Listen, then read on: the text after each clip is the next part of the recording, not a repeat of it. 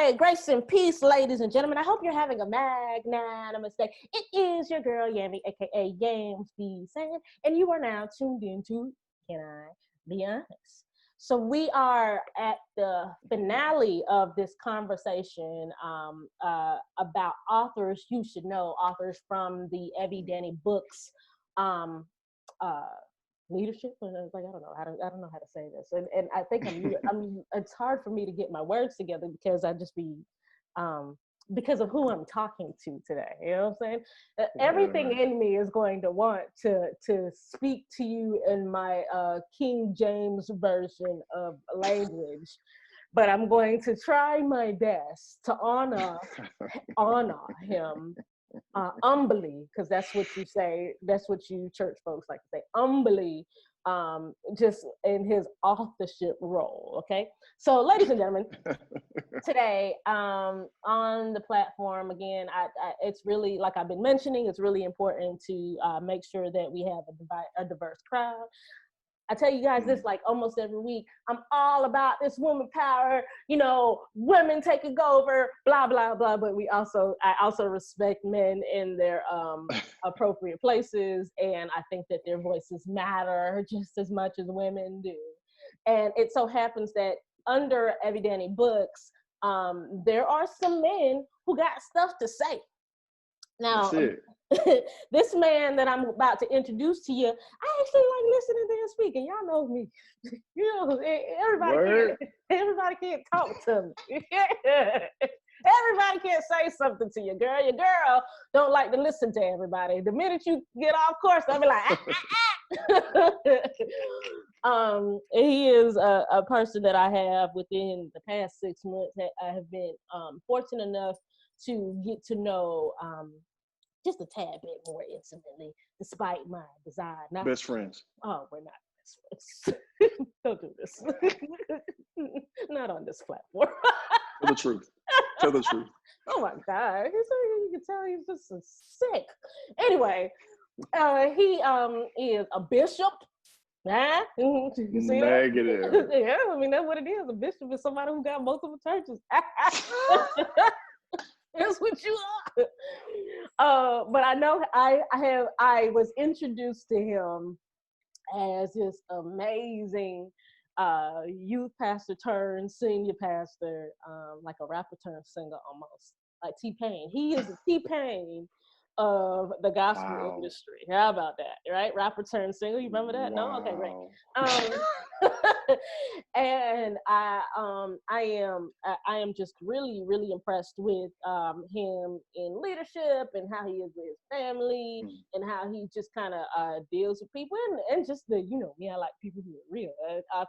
The authenticity with which he carries himself. There's not a lot of men that I can say are the same way, or I can visibly see is the same way in one instance and in another. I don't even know how to articulate. It's not coming out right. Either way, he's real. So and this realness has been taken, and he has put it into a book, which is why he is in amongst the authors whom you should know. He has this book out called Think It, Be It, Live It. Ladies and gentlemen, I want to introduce you to the platform, Alexander Lamonte Brown. Whoa. That's not my name. That is not my name. I don't know. It felt right. That's a good shot. It felt right. You're from Waycross. See, people from Waycross got to have country like hyphenated names. From where? Ain't you from Waycross? I've never heard that. That's not you? I've never heard that in my life. What is Where that? You from? Where you from? That's a city. Warner Robins. Same thing. Where'd you call it? Waycross. Waycross is like in that area. No, I don't know. Same thing. I've never heard of that. He is from a country part of Georgia, which means that his middle name is probably hyphenated. It's a small city. Whatever. It's probably hyphenated. Wow. Is your middle name hyphenated? Nope. Whatever. Not at Ladies and all. gentlemen, Alexander Brown. What's up? What's up? Honored to be here with you for real. I love what you're doing. He says that, and I I think it's like. incredible. I really don't be knowing if people like I be telling people all the time. Don't boost me up if you don't give me no fake compliments. But I think he actually means this. I do. For real, for real. I dig it. I dig your background. It's your background though. Your background that's your like trademark. Like Shout out to Amazon. you made that? And I did not. I am not the arts and craft type of person, which is why I'm suffering at this whole being a first grade teacher. But that's another thing. I am not an arts and crafts type of person. Okay. So, ladies and gentlemen, again, thank you so much, Alex Brown, for Absolutely. coming on. We're going to talk about your book, but before we do that, just kind of put the people on some information about you. Tell us anything that you feel comfortable about talking about concerning maybe background, where you grew up in Waycross, Whatever. your family. Yeah. Talk to us. Absolutely. Yeah, I tell you, I'm having a good time right now. Enjoying being married. I'll just start there. Like, I've never enjoyed it, and it's safe to say this. 'Cause I told my wife Leah as well. This is safe. So we've been married for 10 years, right? We've been married for 10 years. I don't want her coming for me. I don't want no problem. Like it's been 10. So we're 10 years in, and this year has been the best year. Right? It's crazy given everything's happening in the world. Like it's been the best year for us. And so I'm honestly enjoying that, like more than anything else in my life. I'm enjoying just being a husband, and then a close second is being a father. Yeah. And so I have 3 kids, 2 girls and 1 boy. Love them like crazy. And so for me, those 2 things are most important before being a businessman, pastor, all that, real estate investor, all that stuff, author. I've been enjoying those 2 things. And what's crazy is the connection is it really, I think it's speaking to, I grew up in Warner Robins, Georgia. Not know I forget the other place you named. It's like a small city. Like it's like over 100,000 people that live there. It's like that kind of, you know what I'm saying? It's like a real city. So like, but when I lived there, it wasn't that big, I'm sure, like at all. But like grew up single. Well, my parents divorced when I was 5th grade, something like that. So pretty much raised with my mother and my siblings. And so I think that's spoken to my relationship right now with my wife and my kids. Like I've learned how to do what I'm supposed to do from pain. You know what I mean? And so pain taught me a big lesson.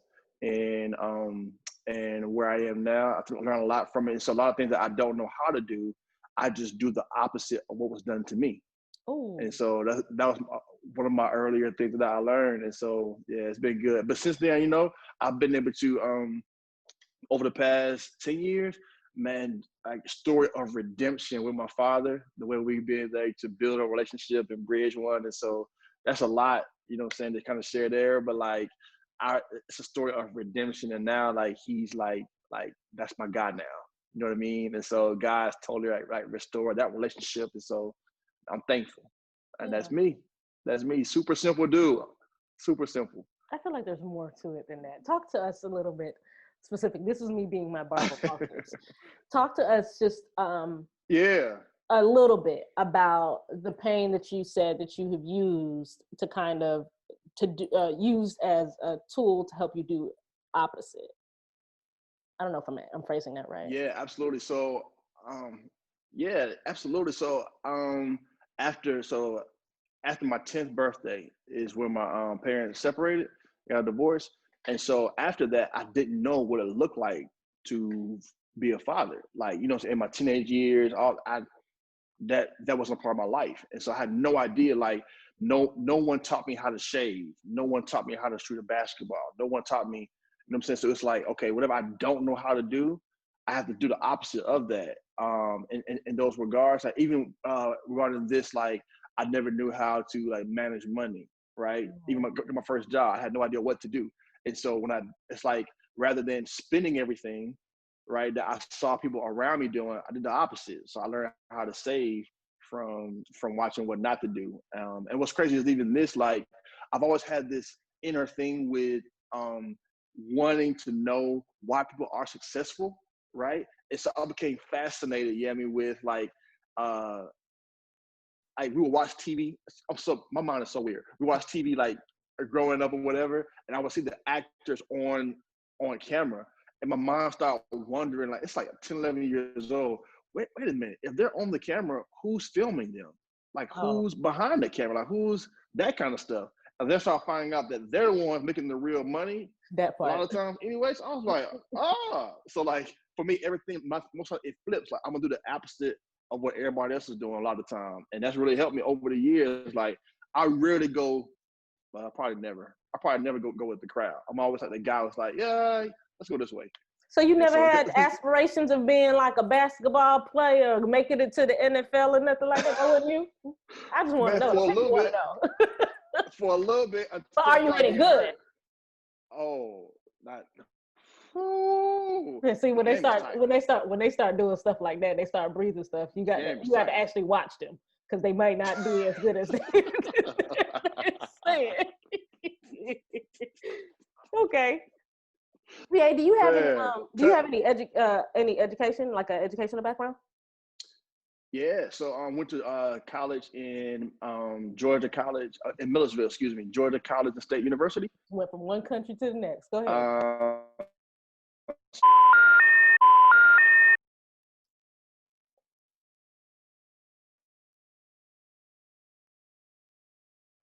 Having a little bit of technical difficulties, people.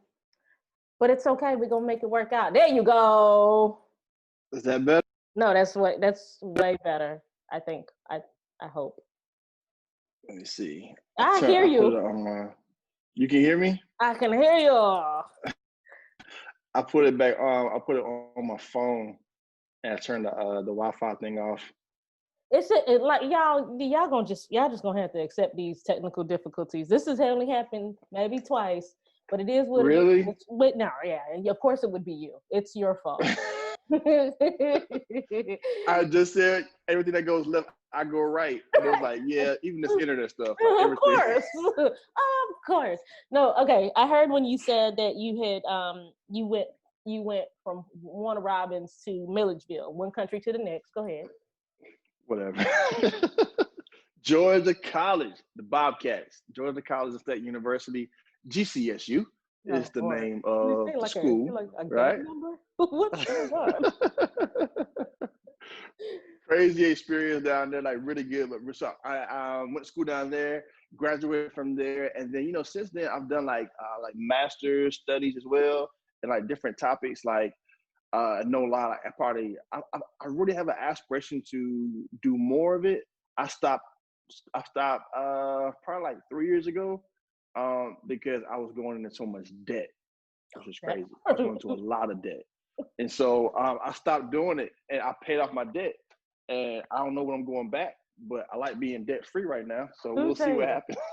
Let me tell you something about this debt that these people ain't never gonna get from me. I owe somebody I got it now. I have 2 degrees. I have a bachelor's and a master's, and I have a certificate. I owe somebody a lot of money for all this wisdom that you be around.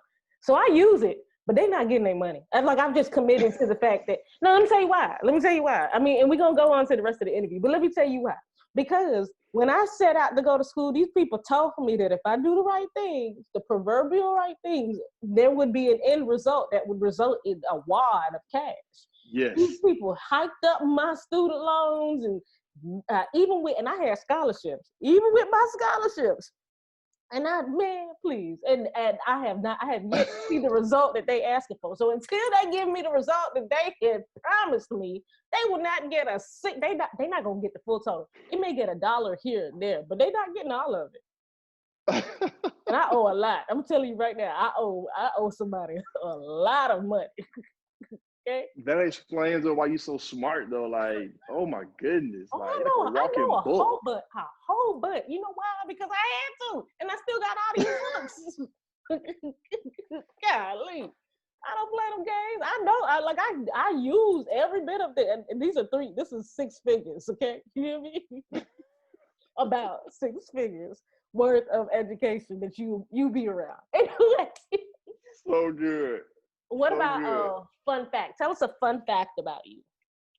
Fun fact, fun fact, fun fact. So I have this thing that I do. I do it every day, right? Is that I have to, before I go to bed, like I have to find something that makes me laugh. Like every single, I would not go to bed without it, right? And so sometimes it's like 11:55, and I'm like scrambling around trying to do something like just crazy, driving my wife up a wall, something like that. But I don't care how silly it is, how whatever, like I have to do it every single day. And so the latest thing was my kids and I did like this rap battle the other day. And like it was like me and my youngest daughter, who's 4, against the other ones, It and my makes wife sense. was the judge. And it was so hilarious. Like so I love comedy. I'm all about it, like funny stuff. My little girl, she's 4, she does not, she was like, and here goes my rap. And she was saying nothing, but so on beat. Oh my goodness. I loved It it. makes sense. I loved it. It I makes loved sense that she would be the one. She the one of your kids that borders with the ratchetness. And the only reason I could say that is because her and mine are connected. They don't know each other that well, but That's they are so good. connected. That is so good. I like that. Yes. I love Yes. that. So comedy for me has to be like, yeah, I'm all for it. Oh, I'm all for it. I love that. I know for me, for a long time, I wasn't able to just because of kind of the profession that I did for a long time. I couldn't. I don't watch scary or sad movies, or I try not to. Like just because like I need to keep my joy somewhere. So I get it. I get it. So Yes. talk about for us the road leading to authorship. Have you always wanted to write a book? Is this kind of something that like you got inspired by randomly, or is it something that you've been sitting on for a minute? Yeah, absolutely. I've been sitting on it for a good little while. I honestly, in my heart of hearts, I love communication in various forms, whether it's like written, audio, video, whatever it is. I just love communication. Honestly, I always thought I was going to be a film producer. That's what I really wanted to do when I was younger, and so like I still do it. Honestly, when I produce films, but like the author part of it is like an aspect of it that I've always just enjoyed, and I would always help other people with their books. So with ideas and content and various things, and so I was sitting on this for a while with just wanting to put out published content. Obviously, the timing had to be right for me to do it, and so this year I just knew, hey, it's time, and so I got another one sitting on my laptop at home.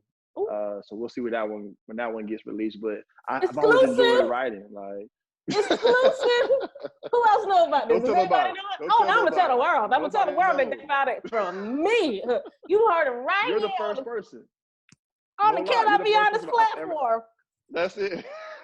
You're the first. You're the first. You're the first. Let me go ahead and move this up on the schedule so that I can make sure that everybody knows that the exclusive came from me. Yes, Exclusive.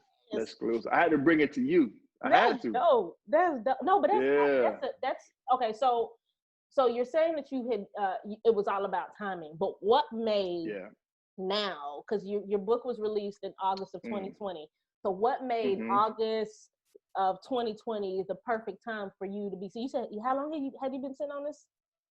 Ooh, it's been man, 11 years of wanting to do Yeah. this. 11, 12 years. It's been Yeah, a while.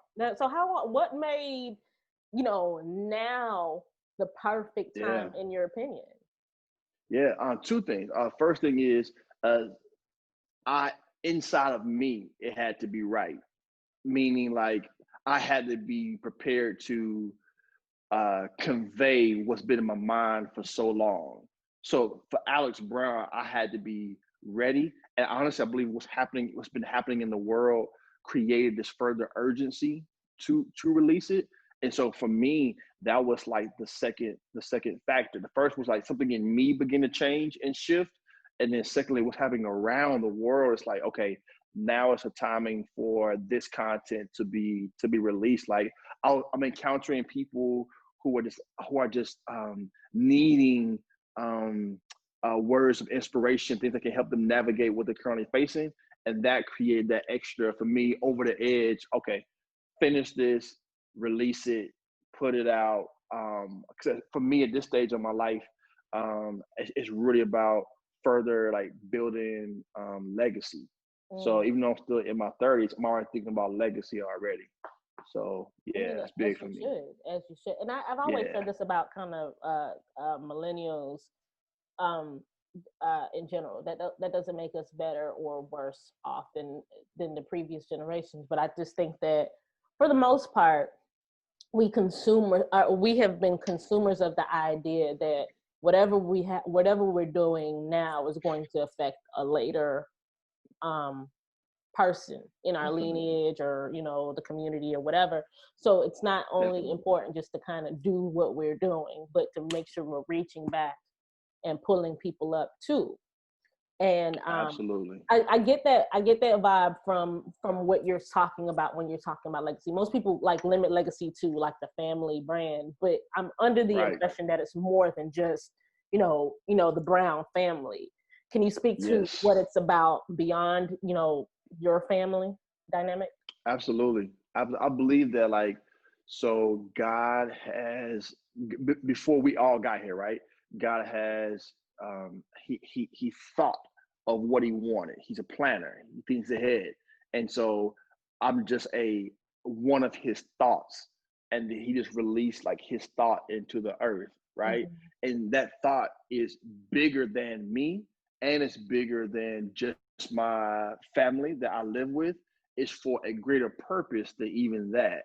And so one day there'll be someone who never met me, even when I'm dead and gone, that will be able to hear the mind of somebody they never met and it can continue to impact their life. And so I believe that our purpose goes so far beyond the brevity of time that we're living in and that we can leave things for people who may never physically meet us. Because imagine we're still being inspired now by people who we never met. And Yeah. so their books, their films, etc., it allows us to into a space in their life, even though we never met them.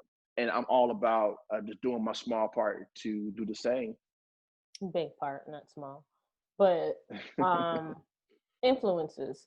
What would you Yeah, say influenced your decision to pursue the road of authorship?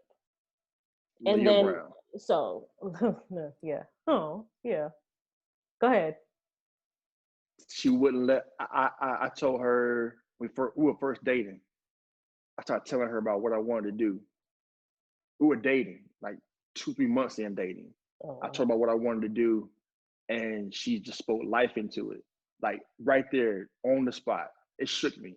It shook me to my core because I was kind of just saying it. yeah. You kind of just like mention it. Yeah, one day, and she was Yeah. like, "No doubt, let's do it. We're dating. Yep, let's do it." And for us, late last year, she began to do it again. Hey, remember that book you said you wanted to write? Let's do it. Got it. So that for me, that was like my absolute like biggest influence, like off the jump right there. That's a lot Yeah. of commitment for 2 months. I ain't gonna lie to you. What? Because your girl would have been That's like, "Oh, how I felt. you want to write a book? All right."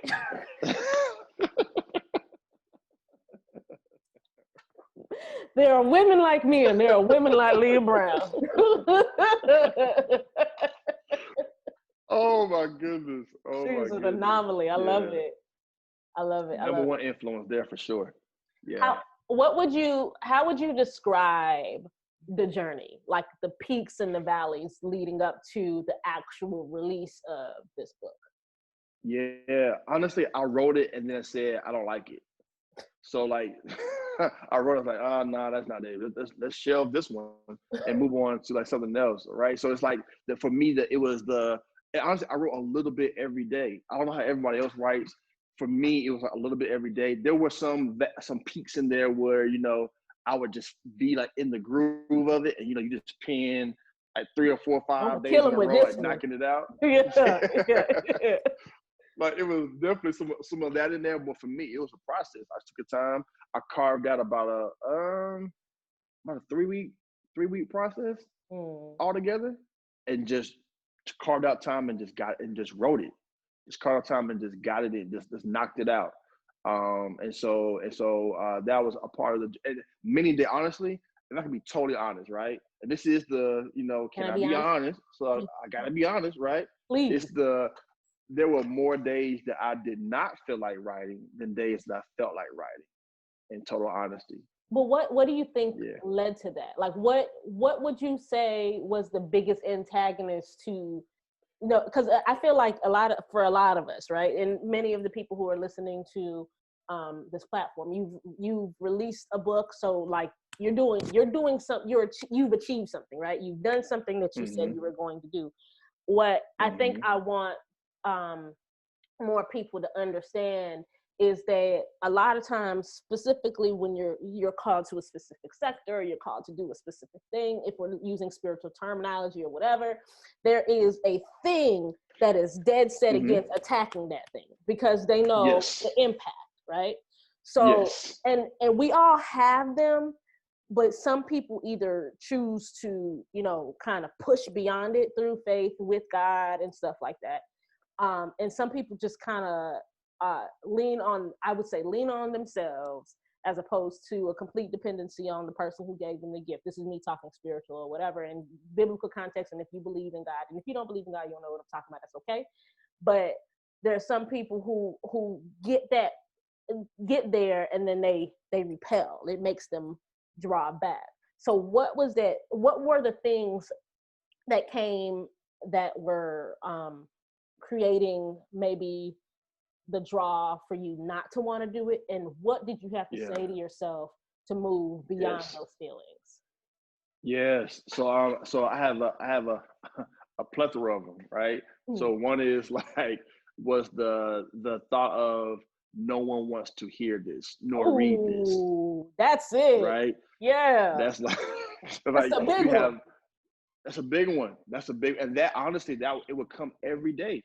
Every day. Sometimes many times a day. Like you don't have like this is not valuable. Like who wants to hear this? Like it's that thought, right? And then there's the thought of like what makes you think that you have the right to like write anything. Like, you know what I mean? That was a big thing too. A big thing. And how I begin to navigate and combat it was going back to my earlier thought of like doing the opposite. Well, I realized this is that if something is coming up against me this hard to the point of me wanting to stop typing, like I'm done typing. If it's coming against me that hard, what has to be on the other side of this pain, this antagonistic thing that's coming against me? The only reason it will come this strong is if there was something great on the inside of it. If I'm not a threat, I wouldn't be attacked. That's how I look at it. Like, if you're not a threat, why would you be attacked? I agree. So, yeah. Hold on one second. Tabitha. Yeah. What's up, bud? This is what you came in here for? Me and you. Go get the snack. Bye. I love the little girl. She all right. I told you, when you come up to the can, I be honest, don't nobody care about my vision. They just want to know if they can get a snack, okay? We have a whole deep conversations. That's it. I love that. And the reason why I bring that up is because what I want to now do is talk specifically about the book, right? So the book, Think It, Be It, Live It, is a 90-day inspirational piece, right? And as you can see right here, guys, I've actually been reading it. One of the things that my family and I decided to do, just because we were during a pandemic specifically, we were looking for ways to kind of remain connected because, I mean, be honest, we've been tapped out of each other. Well, maybe not them, me, Yamie, I have been tapped out of my family, and sometimes I just need something small, something that doesn't necessarily take a Mm-hmm. lot of time, and something Yes. for where we can kind of come together for a little bit. So I'm resolving the need in my other family members to be connected, and but I'm also satisfying my desire to keep it short.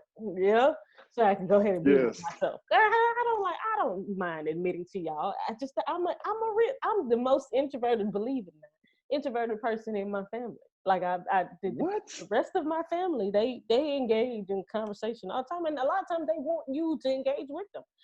But so one of the things I love about this is that it's something that we share one book. We can write all of our kind of our thoughts in it, and Mm. you'll see. This is not my handwriting, but we have space. There's spaces where you can read and Mm-hmm. kind of write your thoughts and participate. So, and the reason why I bring that up is because anytime you do a devotional kind of book, so it's an inspirational read, that like if there's going to be things that even you as the reader, you become attacked because there's strategy, right? There's strategy. Who was it? Someone very important person one time said that if you want to ever hide something from someone, hide it in a book. There's Mm-hmm. strategy um, to helping you navigate thoughts or mindsets or Hmm. whatever, right? And I haven't even gotten really into the thick of the book, but we have that, and if it's like that for the reader, that means for the author, it's even more of an attack, if you would. So, kind of Yes. tell us, as opposed to writing a non-fictional or a romance or something that could be. I mean, not to say that this can't be turned into a TV or movie, but instead of going that Mm-hmm. route, what made you go this kind of 90-day inspirational route? Absolutely. You actually nailed it when you were just sharing it. Is that written in a way where it gives these small, like these compact things, right? That 'cause I don't believe it takes always like a lot of time, like all the time. It has to be extremely lengthy every time something is done of significance, but it can be these smaller package things that a person can really think on, reflect on, possible action item. For me, that package was better for the times that we're in currently. And then I think even for those who are coming after us, like if you look at even like social media trends, various things, I want to write something that can be a bit even ahead of our time that says, hey, this isn't like something that's super long, doesn't take super long to do it, but the impact of it can be very lengthy in that process. And so I want as a big thing, take a thought, nail the thought, like expound on the thought, and then give it away. Like that was a big thing for me I when love that. writing this book. And this too, I wanted to write it in a way where the person who maybe is not a major avid reader can grab a hold of it, and someone who is just all about the books can also gain much from it. And so wanting to hit both into the spectrum was really important to me as well. I love Yeah. that. And I Yeah. think that, and I brought up my family. When I say my family, I'm talking about my husband and my kid, my 6-year-old kid who's over school and whatever. But what it does, what kind of doing this as a practical devotional for our family has done for anybody who's interested in reading it, it's also lent us an opportunity to hear, you know, our kids' posture. Now we Hmm. believe that Hmm. our kid has she got she and Tim, my husband, hates when I say like she got the juice, but she does. She like the girl She has been does. here before, right? And that being said, sometimes it's easier as parents, especially parents going through a pandemic or like already having to deal with them on so many levels, to just kind of to smother those things in them that they eventually need therapy to rebuild, right? So what this has given us an opportunity to do, which I commend you for, is to ask her the same questions that we would maybe ask each other if we were doing a devotional, or ask Wow. ourselves if we were doing it. So whatever we asked, Wow. you know, or whatever the book is about, we ask her to give a summation of it, which is good for comprehension for those of you who looking for different strategies for your kids. That's So, good. and then to formulate the wordage that we would then write, you know, and then she hears our thoughts and what we think as well. So it's just a community family bonding thing that I don't know if that was So good. your intended goal or whatever. Here she goes again. She's coming somewhere again. Here, where you at? Yeah. No? Okay, good. I don't know if that was the intended goal, but that definitely has been the resolve on our end. You know, and we don't, it's not to say, That's I so mean, good. we haven't read everything, and then we don't stay consistent on it. But that's what I was talking about with regard to it, the attack. It's so easy to be like, we just can't do it today because we died. Yeah. But the other part of Yeah. it too is that there's just so many good things that I think that for her, before she goes to sleep, she's able to think on, as opposed to, I don't know, school or worry or something on TV or, you know, whatever. So I think that was, I mean, you don't need me boosting up your book. You know, it's good. No, I appreciate it. No, what were you gonna say? I'm sorry. No, I'm saying I really a big part of it too was wanting to for it to be an outlet for people. So as you just shared that really is encouraging, because that's what I wanted to be able to do for people like in their households or people who they read it alongside of, for it to be a place of like, hey, I get so much tension from so many areas, so many things coming against me. I can come to this place of refuge in those things and get my thoughts out, be inspired to write things out or and work through it. I wanted this to be that kind of place, and so to hear that your family is navigating it in that way, and with your daughters, that's amazing. So Yeah, I appreciate it. and that actually leads me to what my next question was. What's the point? Like, Absolutely. what's the think it, be it, live it? What, like, if you had to give like a, you know, an elevator pitch, what is the point Absolutely. of this book? Absolutely. I truly believe that until our mindset changes, it is extremely difficult to maintain change. Yeah. I fully believe, because you can try and change, like, hey, I'm gonna eat healthy for the next 7 days. I'm gonna eat lettuce and water, drink water for 7 days. And you may get a little bit into that and be like, you know what?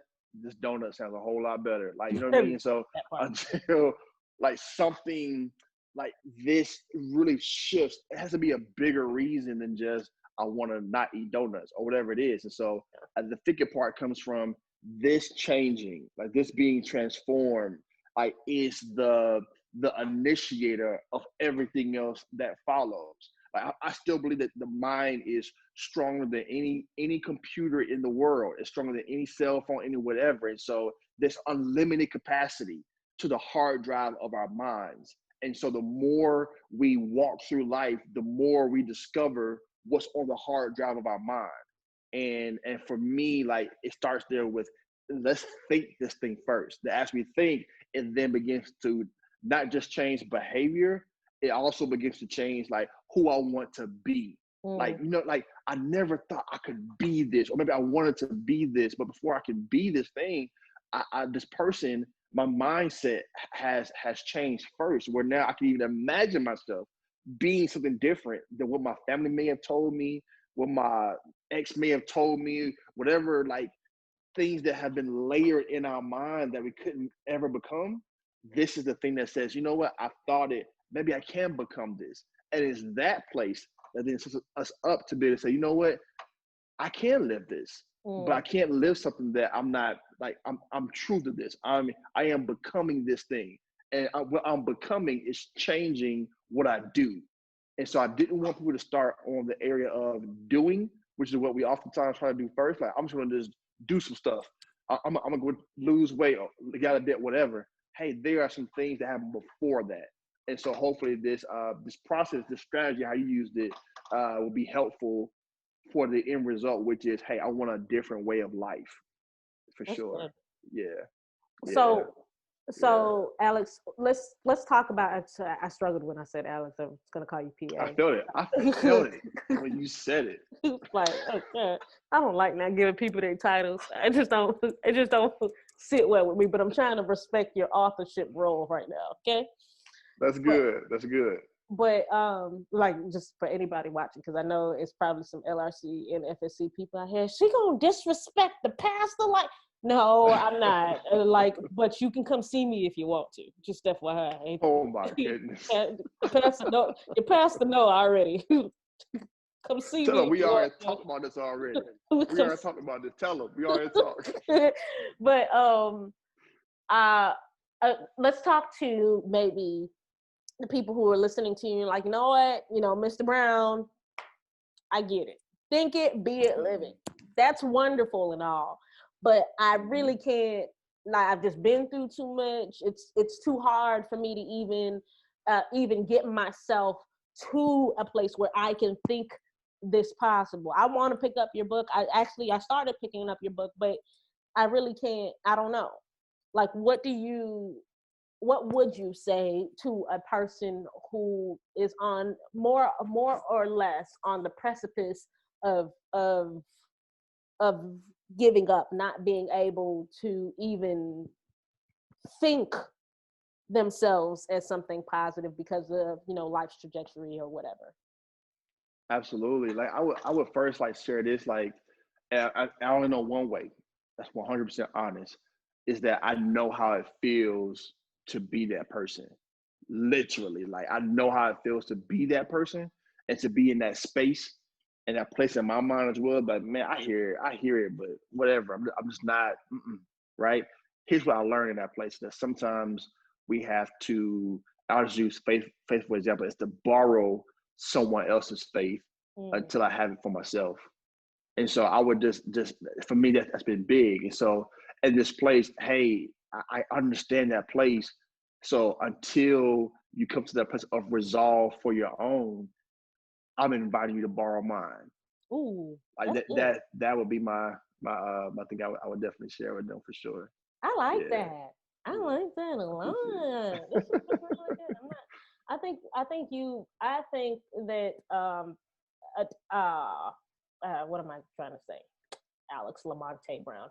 I think that this is a good tool or strategy for anybody who's just even just remotely thinking or desiring a shift. And I would piggyback on what you're saying is to well, don't borrow my faith, borrow his, but also Whatever. pick up his his literature so that you can go ahead and just get stronger in the areas that mentally that you are desiring to get stronger in. And like you said before, the more and I used to say that when I was training with my trainer, the super buff guy named Sam. I know for me, if I can get my mind together, anything like there's nothing that anybody can do. And I think that this book is a good strategy for anybody um, doing that. Let me ask you this last question before we close out. Why 90 days?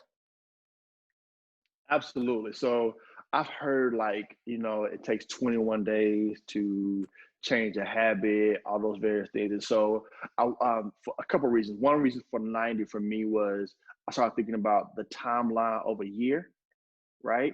And that if it can be broken down, it's like a 3-month increment that basically says, hey, if I wanted to read it in the different seasons, first, second, third, fourth quarter, in those kind of increments, it can be placed in there. So someone said, hey, I'm in the third quarter of the year and I'm going through this process, or the first. So regardless of season, this can feed the person in that season. Oh, that's good. And so that was a big part of it there for me.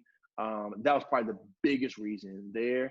And then also this of like saying like, hey, over a course of 90 days, I may not do this one thing every day, but I'll do it enough that it'll further become a rhythm.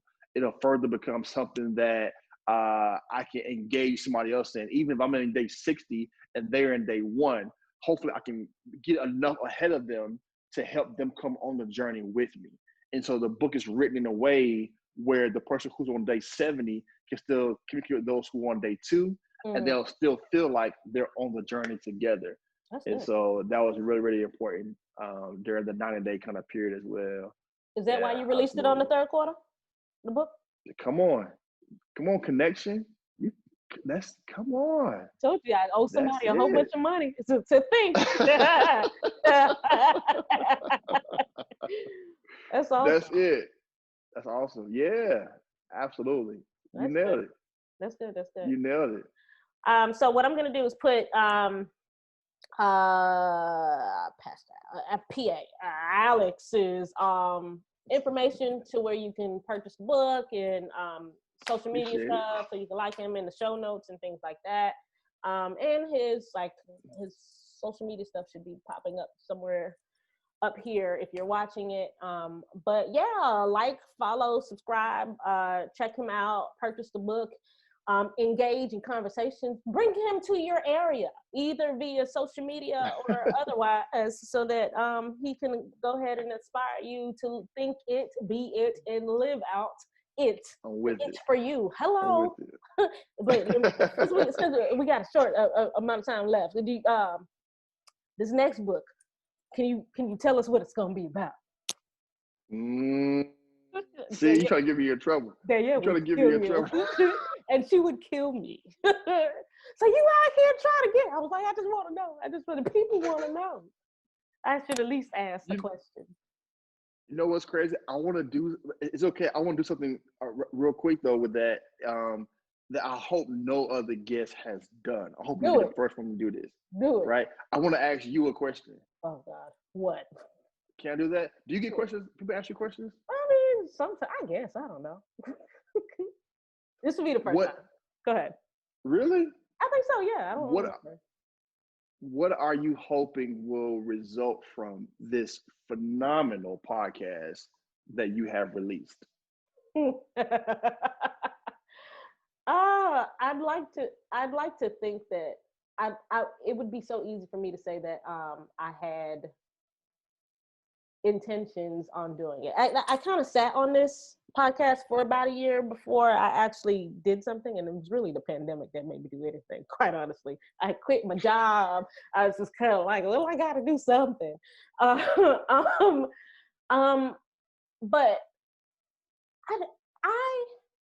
don't think I've ever thought about this. I hope, for me personally, I hope, Can I Be Honest is built on the desire to kind of honestly expose thoughts that are ping-ponging in my head, boldly, unabashedly kind of thing. So I hope that it provokes in me a desire to continue to be candid so other people can be candid, not disrespectfully candid, but candid so people can be candid. But I also too hope that I honestly, I fail in the area of community in some ways, and networking and connections and stuff like that. So this is actually a platform that forces me to be more communicative with people, where I might desire to be more of an introverted person, and therefore building more community. And in part, I feel, and not to just be religious or whatever, but in part creating the space for me to really be who God has called me to be, which is more or less not necessarily being as behind the scenes as I would like. I dig it. Keep creating. What you're doing right now, keep creating. This ain't no therapy session, PA. Let me go ahead and shut this off real quick, y'all. So I can talk to him without y'all when he start prophesying something.